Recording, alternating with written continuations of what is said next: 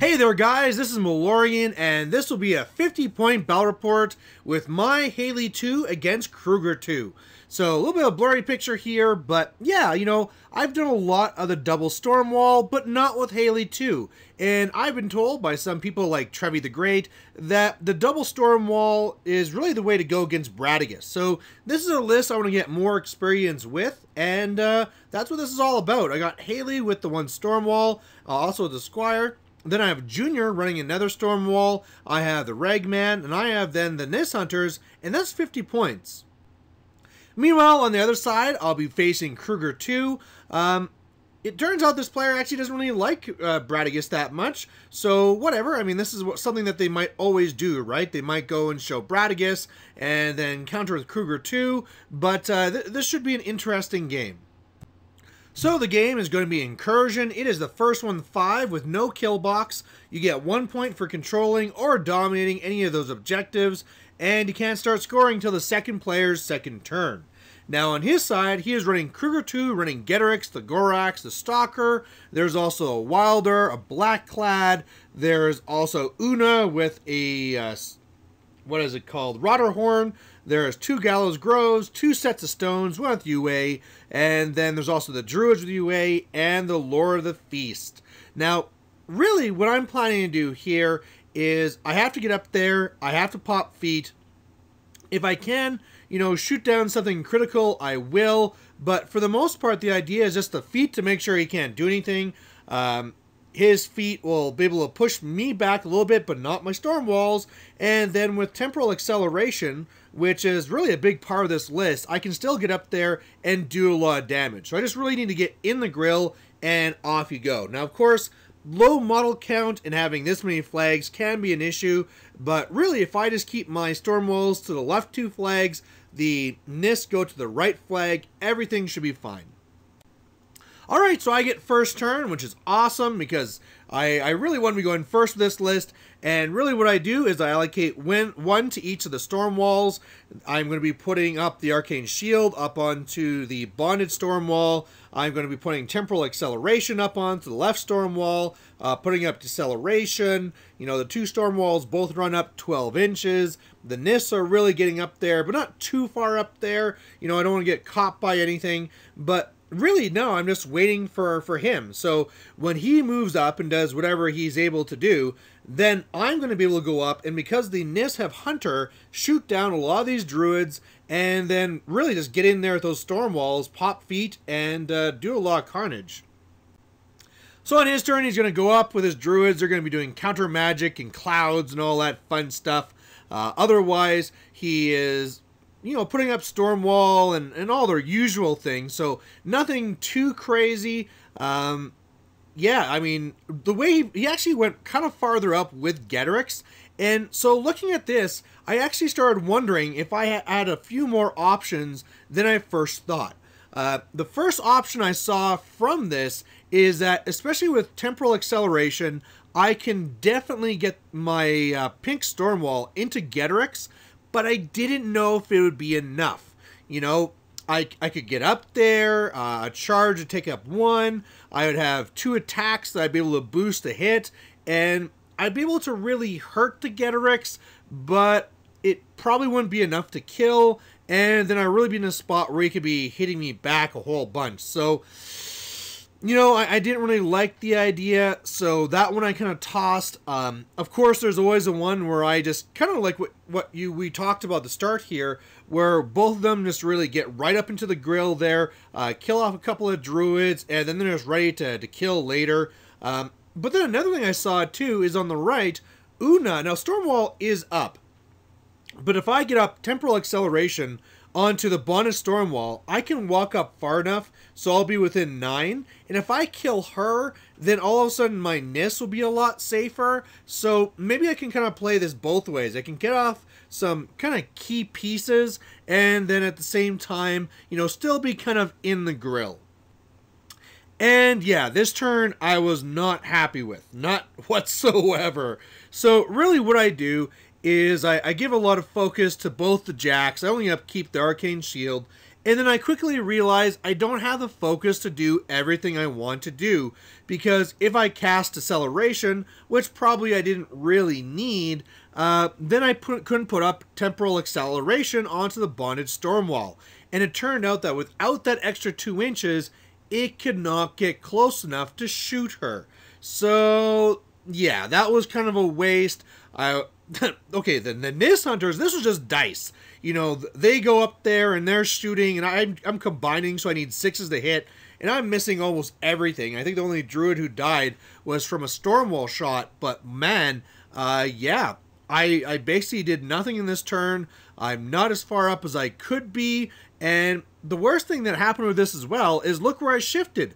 I shifted to the right, so I have nothing by the left flag now, and that's just dumb. So I did pop feet, and that's going to really hinder the Epic Krueger, but yeah, really, really bad turn.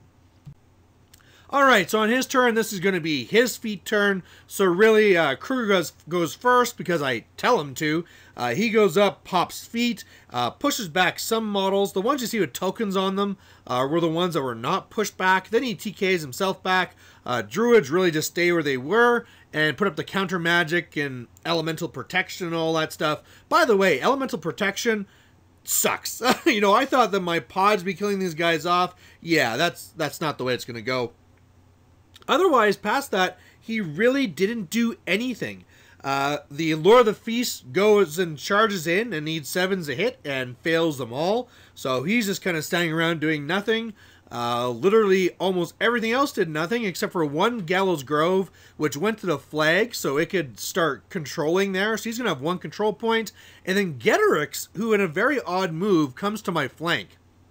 So like I said, my last turn, not the best, but I feel now I have a way to come back.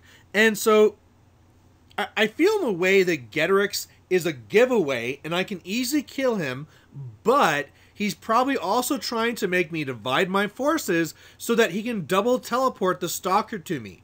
Now, I guess maybe double teleport's the wrong idea because of how the stones aren't as far up, but the point is that he's trying to deliver the Stalker to get to Haley. So, you know, I am going to have to be a little bit more careful here, and so what my idea is that I am going to put 3 focus, drop Arcane Shield. I mean, unfortunately, I wish the storm walls here were reversed, but that's what happens when I deploy first. But either way, I'll drop Arcane Shield so I can put 3 focus onto the pink storm wall. It's going to come over and go after Getorix. Now, before I do that, I'm going to have Ragman go over and do his Death Field. I'm going to TK around Getorix. And then meanwhile, on the other side, I'll do Temporal Acceleration so I can get up there, and I'm going to destroy a stone and the Gorax. And I feel that once he's down to just the Stalker with no Primal, I'll be in a very, very strong spot. So that's what I do, and basically this turn again was a major, major flop. Probably the first reason why it was a flop was that I put 4 focus onto the storm wall. So the way it works is I take 1 off the Squire, that gives me 9. I put 4 onto him, okay, I got 5 left. Now, with those 5, I need 3 to do Temporal Acceleration, which I did to the pink one, but then I realized that I couldn't really do Temporal Acceleration to both, and then I couldn't boost the TK, and I just really didn't want to take off those 4 focus because I really wanted the Gorax dead. Now, while you're hearing me explain that, you're probably seeing the Gorax still there. So here's the big, huge summary of fail. Basically, I have Ragman go up. He does his Death Field. Good news. Then I go up with Haley. I do the Temporal Acceleration. I go for the TK. It's only 2 dice, but I get a reroll, and I fail. And so without Getorix turned around, that means 2 things. 1, his defense is going to be higher because I'm not hitting him in the back, and 2, his armor is going to be higher because he's going to get unyielding. So, yeah, not good at whatsoever, but hey, I still got this, you know, good old stormwall with temporal acceleration. Go in, boost the hit, miss. Okay, boost the other attack, miss. Okay, boost my free attack from temporal acceleration. Oh, okay, that one hits. And, yeah, so now I have a Getrix right by me. Pretty much that means I'm dead. I put a pod there just to make it a little bit harder, but at this point I kind of realized the game is probably done. So then I go on to my second part of this, and I go with the stormwall, and it goes up, and it destroys the stones, so hooray, there's one set of stones down, and then it makes attacks against a Gorak, so I'm rolling, and my opponent says, are you in range? I'm like, yeah, of course I'm in range. And we measure, and I'm like a millimeter out. So, for focus over there, basically all just goes to killing a stone, and yeah, wasting a lot of time. I punch up his rotor horn a bit and stuff, but man, what a waste of allocation. Like, this was an allocation, or sorry, a resource management disaster. So really, really bad. And then what I do is I go with the Nis Hunters. They're able to kill the Lord of the Feast, and they do a couple of shots, and they kill no druids because of my order of activations. Now I'm engaging the druids, so I can't really hit them. And otherwise, I just can't roll a 6 to save my life. So, basically, I'm just waiting to die. Now, what he decides to do instead is he decides to go the attrition route. Well, we talked about this after, and I guess he just didn't really see how easy assassination would be on Haley. But, I mean, this way is going to work just as well. So, druids go up. They're still doing their whole no magic and all that jazz. Getrix is going to attack the storm wall. Then he's going to come over with the Stalker, destroy the storm wall. Now, neither of these were with Primal, so both these beasts are here and ready to do lots of nasty things too. He's also cleared me away, so he's going to be scoring his second control point. Otherwise, he's just kind of dancing around. Krueger casts a storm wall and goes to where you see him there, puts a few models between my storm wall and him, and yeah, I'm in a lot of trouble. This is what I get for basically screwing up and, first of all, moving away from the left flag so that this scenario thing would happen, and then just not doing the resources needed to make sure Getrix died. And, yeah, so really the way I look at this now is that, alright, I could kind of go for a scenario a little bit. I mean, maybe if I just, like, stall the scenario, I could try and score. But really, honestly, now that I'm already down 2 points, that's not going to work. I mean, I'd have to try and kill off a Stalker or something. I don't know. But what it really comes down to is going for scenario is not going to work. Going for attrition is not going to work. So I need to go for assassination. Now, he does have a lot of stuff between myself and Krueger. However, I can get up there with eHaley, and I can go and I can TK her over the Wilder and the Stone, turning them back to the storm wall. The storm wall can then trample over because, I mean, it is fast and it could walk over, but with Stormwall up, I just can't shoot down the targets that are in the way. So he's going to need a trample to get there. If I have temporal acceleration on him, he'll get, after he tramples, you know, 3 attacks. He has 2 transfers, and if I can get lucky and hit, maybe I can make this work. Yeah, well, this was a big fail too, because of course, for the order of activations, is that I can't TK Krueger and put on that temporal acceleration both at the same time. So I have to go for the TK. I also go and I basically just hits him with an arcane bolt as well for a little bit of damage. Yeah. Then I transfer, I trample over, I make my attacks, and yeah, I go through the transfers, but it's not enough. I boosted on the first one, which is dumb again. This whole game was a bunch of dumb. And, yeah, then I'm basically dead. So, I didn't actually take the picture for the next turn because it turns out that a Haley with no camp and no defensive stick standing between 2 heavies is a bad thing.